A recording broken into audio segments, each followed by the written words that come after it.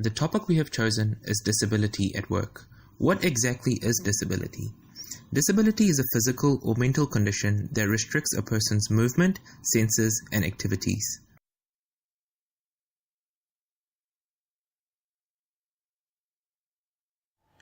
Every human being is unique. Although that individual may have the same impairment as others, they will certainly experience different opportunity and barriers in which in accordance to where they live and their surrounding treatment to the impairs.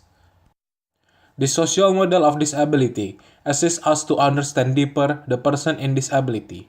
Set of rule and regulation was placed to inform, plan, and educate people regarding the disability context in the first New Zealand disability strategy in 2001. In June 2017 quarter, the labor market rates by disability show that the participation of disabled people in the workplace is as much as 25.2%, which is far lesser than the participation rate in 2001, in an estimate 44% labor force participation rate, and out of 25.2%, there is 22.4% in employment and 11.4% unemployed. And on the same date, average weekly income by disability status show that the average weekly income for the disabled was $458, compared with $833 for non-disabled, nearly twice the amount due to the fact that disabled people were employed for fewer hours per week on average than non-disabled people. Disability and the labor market, the ideology behind it. Ideally, people with disabilities should have the same or similar chances and opportunities to employment as their able-bodied counterparts. Their abilities, strengths, differences, and knowledge should be the basis on which their employability and employment opportunities are based upon. However, it has been known that people with disabilities do not fare as well in the employment market as their able-bodied peers. Disabled people are more likely to be unemployed or employed in poorer paid or low-status jobs than their able-bodied counterparts. For most of the 20th century, disability was thought to be a problem inherent in individuals. People with disabilities were seen as weaker, less valuable members of the society. In fact, it wasn't until the Disabled Promotions Act 1960, which allowed sheltered employment opportunities for disabled people, that people with disabilities were finally allowed to be part of the labor force. But it was 1970s onwards when the government's approach to services available to disabled became more rights and community-based that the real changes towards involvement of the disabled people in the labor market occurred.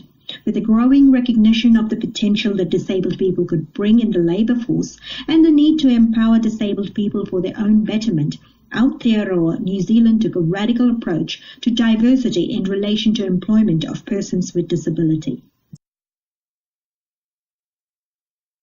With families and social activists advocating for the rights of the disabled and the recognition of the potential of disabled people in the labor force, supporting agencies, policies and legislations were brought into effect to encourage and support disabled people in seeking and maintaining employment.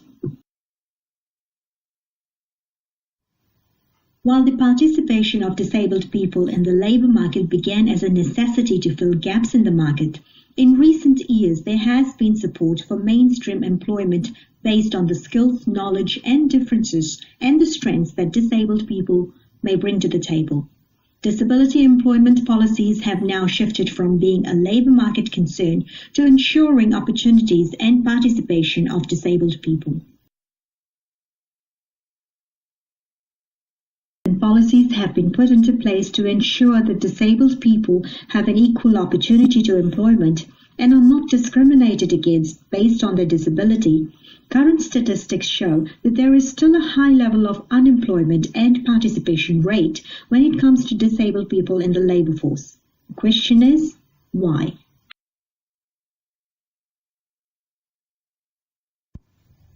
What this means in terms of capitalism is that employers, in particular privately owned companies, are the ones with the power. They decide who they want to employ and how fairly they want to pay them. When an employer holds negative attitudes towards disabilities, members of this group are instantly faced with extra hurdles in order to obtain a job that those without a disability would not. Negative attitudes toward disabilities in the workplace are perceived extra costs associated with hiring disabled people, levels of productivity, negative reactions of co-workers and consumers, and a perceived special treatment of disabled workers by co-workers.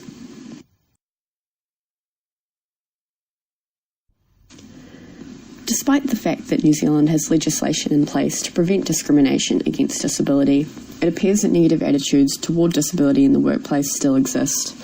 In April 2018, only 44.1% of privately owned companies in New Zealand had policies and initiatives in place around disability in the workplace. To add to this, sadly over 25% of all complaints to the Human Rights Commission between 2005 and 2010 were related to pre-employment and employment disability discrimination.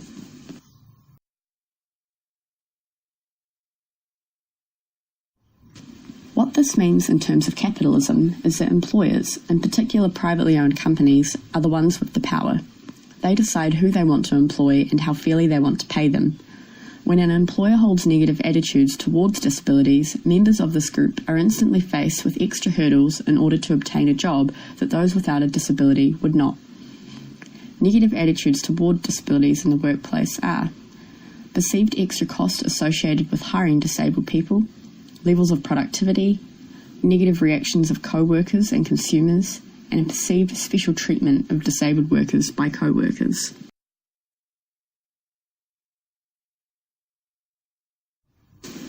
In order for these negative attitudes and perceptions to be correctly addressed, and for those with a disability to have a fair chance at successful employment, some key enablers need to be focused on, such as educating employers and the wider workforce about disability, ensuring physical access is available for disabled workers, working with employers to ensure the best fit between employees and employer, and prior contact with disabled people also increases the likelihood that an employer will employ someone with a disability. After considering the previously discussed factors that have caused issues for disabled people in the workforce, the question remains, what has been done to counteract such issues? The New Zealand Disability Strategy was created by the Ministry of Social Development with the vision of creating a non-disabling society in New Zealand. There is an increased focus on supporting disabled people into employment, especially in comparison with the previous 2001 strategy.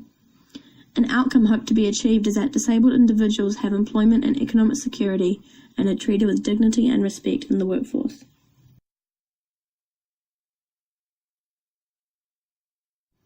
The Ministry of Social Development established the Disability Confident campaign in order to promote the benefits for organisations to hire disabled workers. Under this campaign, the lead toolkit was created as a how-to guide for employing disabled people. It contains tips and guidance for managers and employers, from recruitment and retention to health and safety and legal matters. The overall message is that disabled people bring a perspective that can transform a business culture, customer relations, and performance for the better.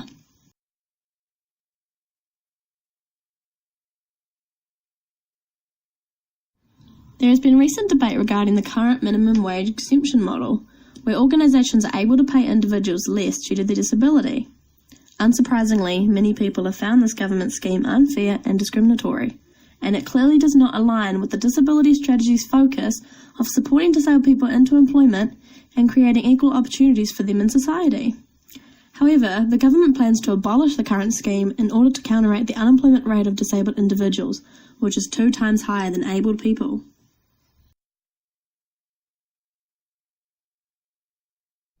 The unemployment rate of disabled people is seen as a serious issue. However, attitudes of employers prevent this from improving. Attitudes toward disabled workers are predominantly negative, as reflected in this study where factors such as absenteeism and higher costs are cited as reasons for not employing them. This creates negative implications for diversity in the workplace, as this diversity group becomes excluded from working due to preconceived ideas and beliefs held by employers.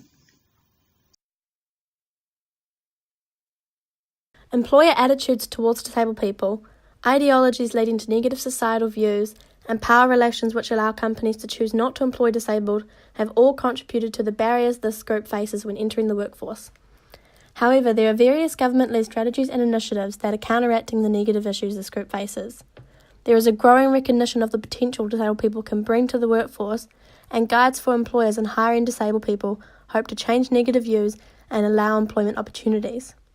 In order for New Zealand to achieve the vision of becoming a non-disabling society, organisations must provide disabled individuals with the same employment opportunities as their abled counterparts.